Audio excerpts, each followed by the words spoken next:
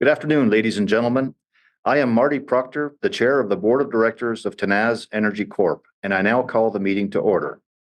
Welcome to the 2024 Annual General Meeting of Shareholders of Tenaz. Today's meeting is being held virtually by way of live webcast, accessible to all of our shareholders who have followed the procedures described in the Management Proxy Circular for this meeting. The virtual meeting format alleviates the logistical and travel expenses of in-person and hybrid meetings and is a more sustainable and environmentally conscious alternative to an in-person meeting. Before proceeding with the business of the meeting, I would like to introduce directors and officers of the corporation. The directors are Anna Alderson, John Chambers, Varinia Radu, Mark Rollins, and Anthony Marino, a director and president and CEO of the company. The officers are Bradley Bennett, CFO, Michael Kaluza, COO, David Burkhart, Senior Vice President of Engineering, Jonathan Balkwill, Vice President Business Development, Jennifer Russell Houston, Vice President Geoscience, and Brian Jiang, VP of Finance. In accordance with the company's bylaws, I will act as chairman of the meeting. Jamie Gagne of Lawson Lundell LLP will act as secretary of the meeting, and Bark Wingerak of Odyssey Trust Company will act as scrutineer. I would like to take a moment to comment on the meeting procedures. Voting on all matters at today's meeting will be conducted by electronic ballot. Registered shareholders and duly appointed proxy holders will be able to vote on each item of business through the electronic meeting platform. Polling is now open for the items of business to be voted upon at this meeting. If you have not already voted prior to the meeting, please vote now. If you previously voted, you do not need to vote again. The final voting results will be announced and filed by the company following today's meeting. Questions in respect of an item of business may be submitted by a registered shareholder or duly appointed proxy holder through the meeting platform. A corporate presentation will follow the formal portion of the meeting, and questions relating to the company's business and operations will be considered at that time. For efficiency, we have arranged for Brian Jiang and Jonathan Balkwill, shareholders of the company, to move and second the motions at today's meeting. Notice of this meeting and the accompanying management proxy circular and form of proxy were mailed on May 17th, 2024 to shareholders of record on May 10th, 2024. A quorum for the transaction of business at today's meeting is at least two persons present in person holding or representing by proxy in aggregate not less than 5% of the outstanding common shares entitled to vote at the meeting. According to Tenaz's bylaw number 1, a person electronically participating in today's meeting is deemed to be present at the meeting. I am advised by the scrutineer that a quorum is present, and notice having been properly given, I declare the meeting properly called and constituted for the transaction of business. The first item of business is to receive the audited consolidated financial statements of the company for the financial year ended December 31st, 2023, and the auditor's report thereon. I would ask that questions on the financial statements be deferred until the formal business of the meeting has concluded. We will now move to the items of business to be voted upon. The polls remain open for voting in respect of each item of business. You may vote at any time until the last item of business is completed, at which time the polls will close. As a reminder, if you have not already voted, please vote now. If you previously voted, you do not need to vote again. The next item of business is to fix the number of directors to be elected at the meeting at 6. May I have a motion to fix the number of directors to be elected? My name is Jonathan Balkwill. I move that the number of directors of Tenaz Energy Corp. To be elected at the meeting be fixed at 6. Will someone second the motion? My name is Brian Jiang, and I second the motion. Is there any discussion on this matter?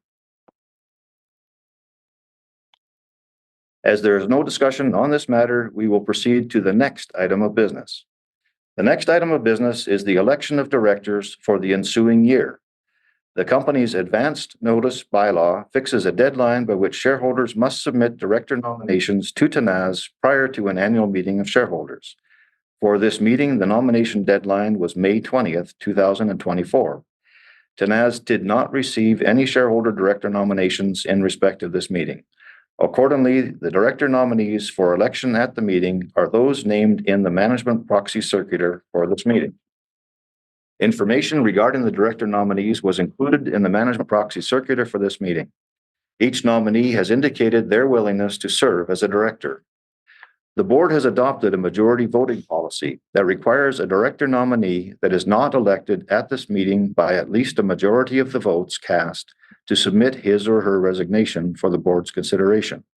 The board is then required to determine whether or not to accept the resignation within 90 days of the meeting.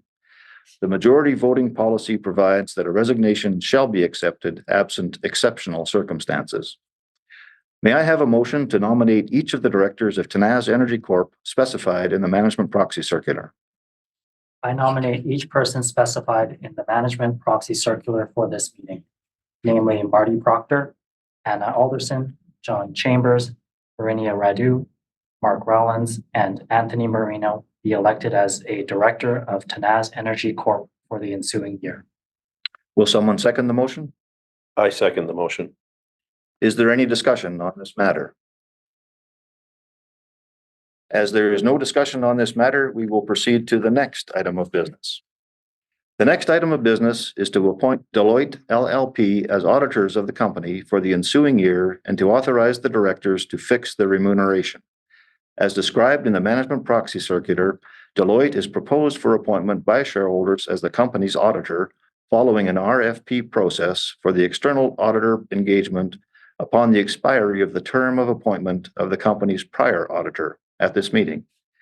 May I have a motion to appoint Deloitte as the company's auditors?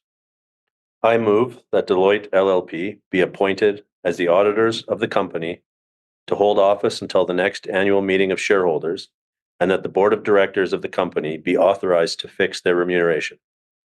Will someone second the motion? I second the motion. Is there any discussion on this matter? I am advised there is no discussion on this matter. If you haven't already voted on the items of business, please do so now through the meeting platform, as voting will close momentarily.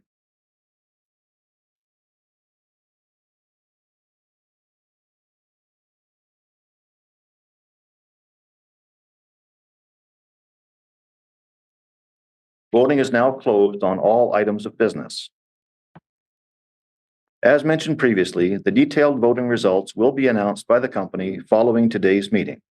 The scrutineers have provided their preliminary report of the results of today's voting for the meeting, and I confirm as follows. In respect of fixing the number of directors to be elected at 6, greater than a majority of the votes cast have been voted in favor of this resolution, and therefore I declare the motion carried.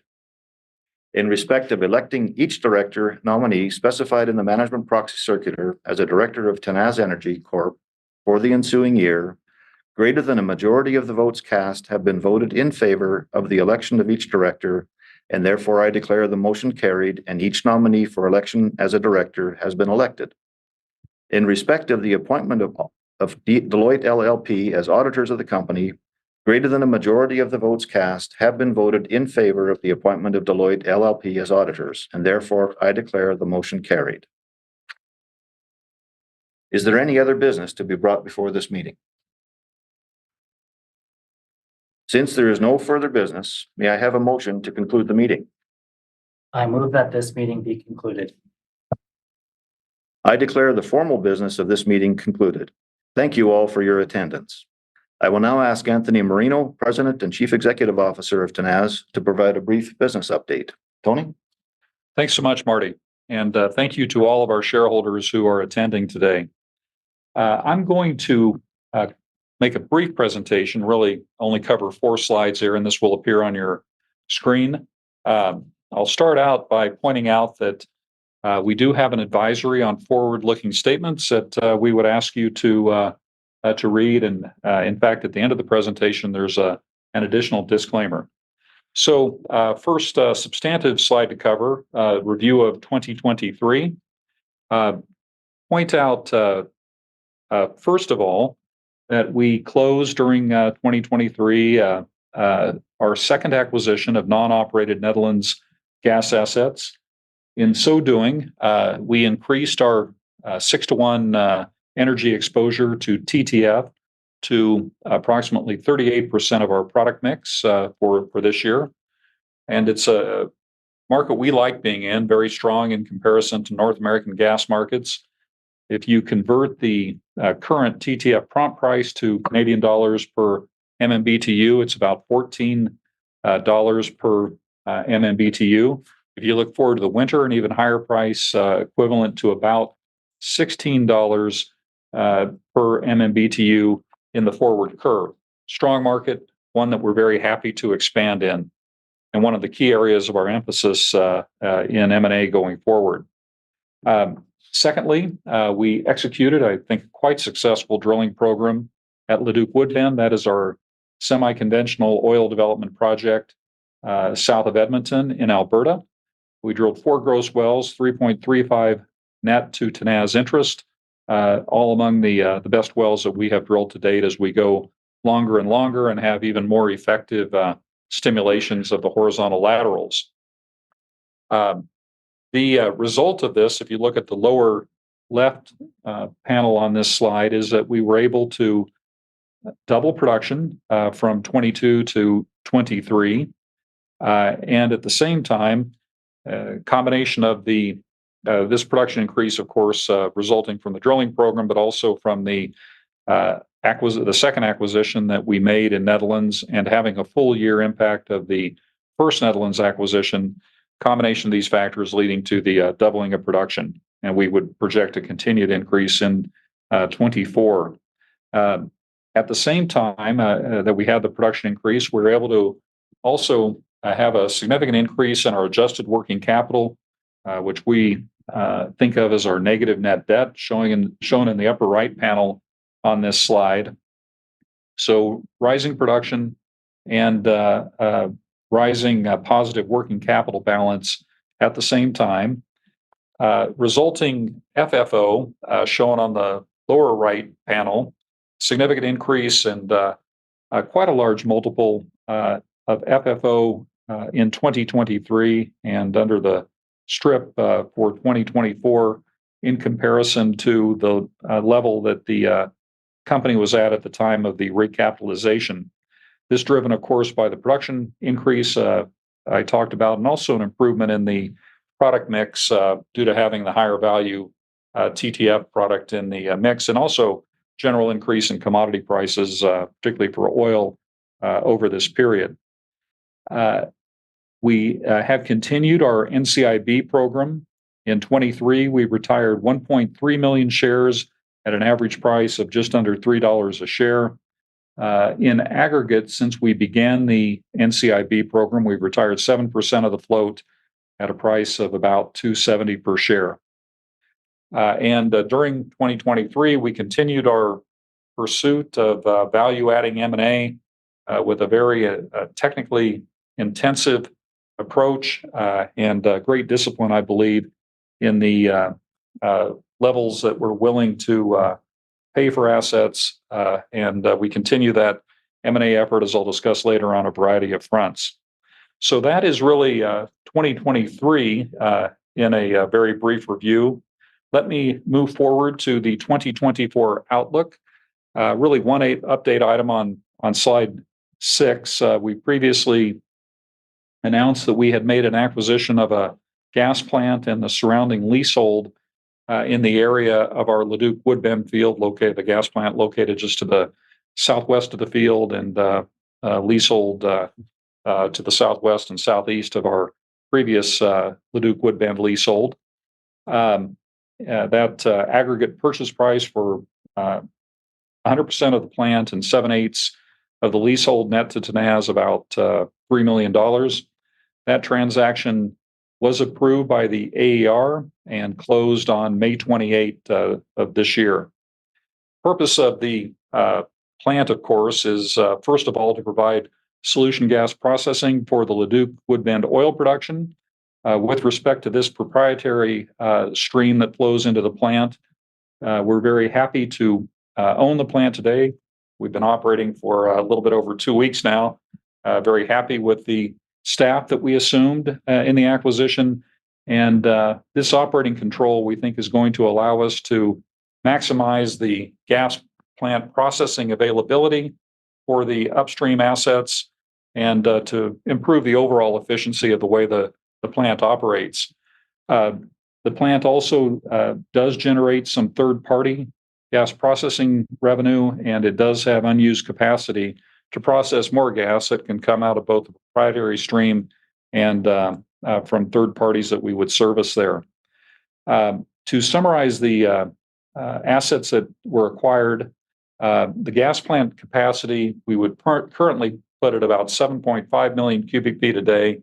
About 3/4 of that is currently being utilized in the current throughput of the plant.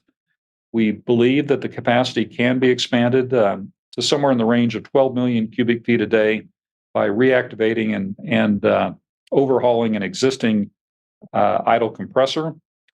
Interestingly, the plant is licensed for up to 20 million cubic feet a day and is licensed to handle sour production. Bulk of our production in the area, the vast majority, of course, is sweet, but there is some sour third-party production in the area that may need a home for processing. The plant has that capability and is licensed to do it, and that's a valuable feature.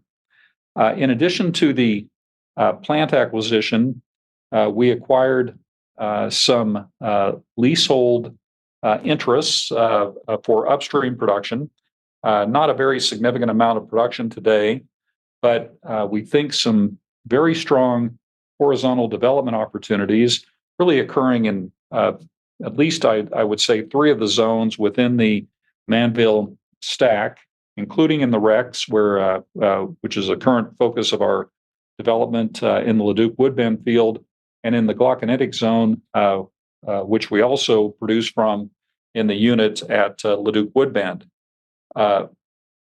Beyond these 2 existing producing zones that we have in the legacy Leduc Woodbend field, there is also, we think, a horizontal multilateral drilling opportunity in a reasonably sized Ellerslie pool that currently has a small amount of production.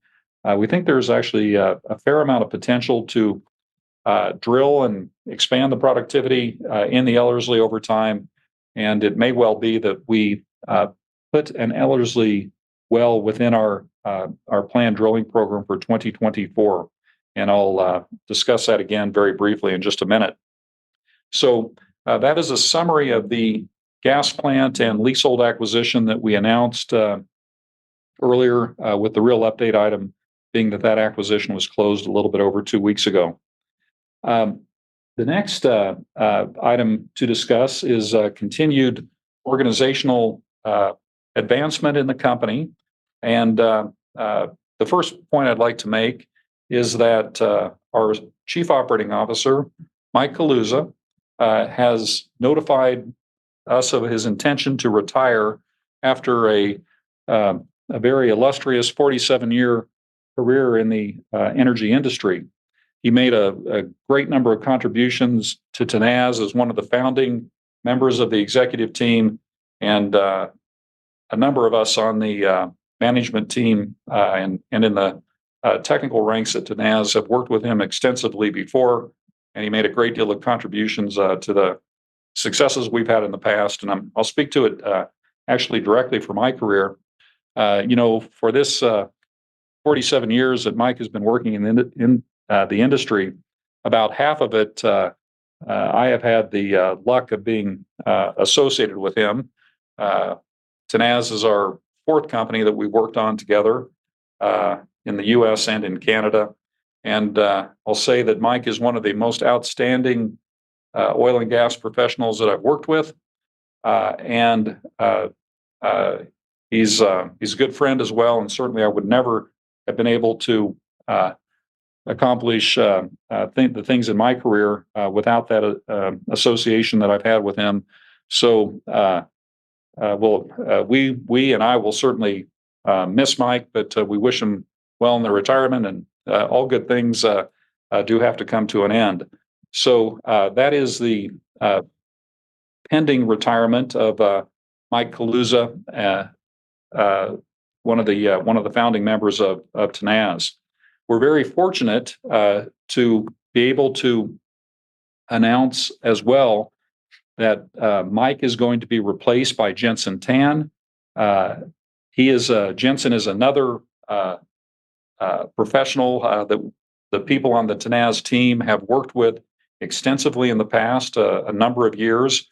He has a 22-year record of success in engineering and operations and in business development in the oil and gas industry.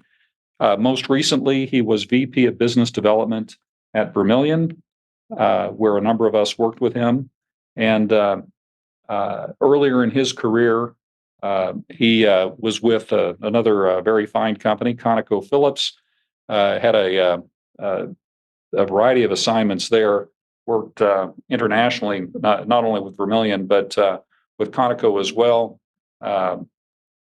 Career experience ranging from tight gas development in South Texas and the U.S. Gulf Coast to some worldwide offshore projects where he provided engineering and asset management.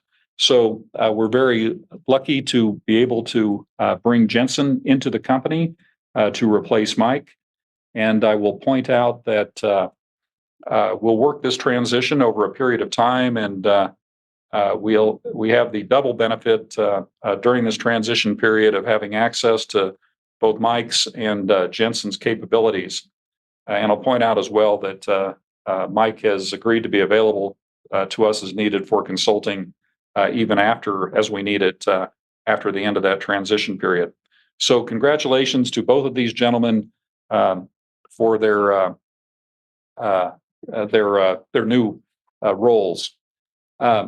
And to complete this presentation, the last slide I'm going to cover is just a review of our 24 outlook. There's not a great deal of change with respect to this. We're going to continue the development of our Canadian operated assets.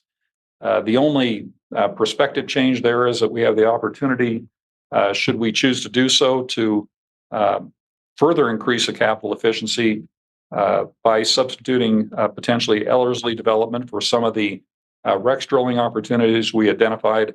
The REX is a great project. It's got very strong capital efficiency and very low risk, but nonetheless, we may be able to further improve the capital efficiency by using some of the Ellerslie development that we've recently acquired. Production guidance remains the same, 2,700 to 2,900 BOED. Drilling and development CapEx guidance unchanged as well, a range of $23 to $25 million. Main effort in the company is to continue pursuing and very high quality and value adding M&A projects in our main targeted regions of the world, really in order, first of all, Europe, secondly, Latin America, and potentially as well some optionality that we have to effect transactions in Middle East, North Africa. But again, main emphasis in Europe, followed by Latin America.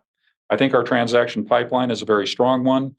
To me, it has improved ever since we did the recap in late 2021.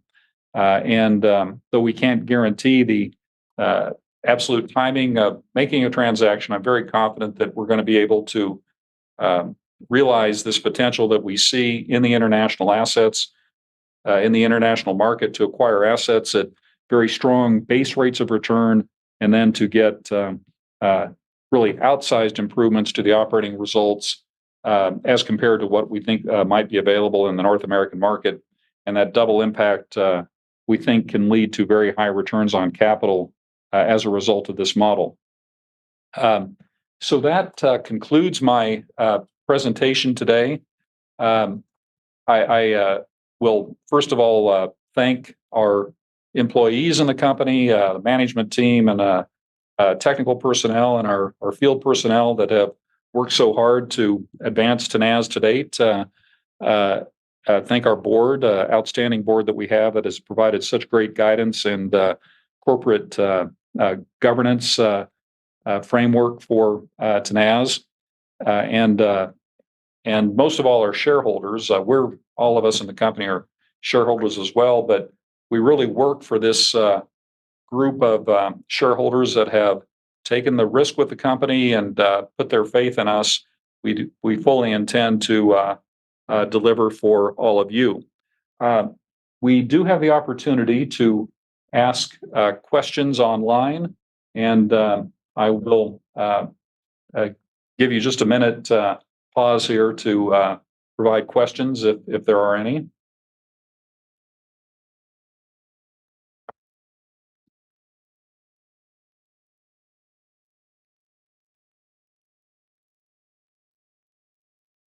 So we don't have any questions in the queue, and as a result, I think I will close this meeting and again say thank you to shareholders board and employees of the company. Goodbye.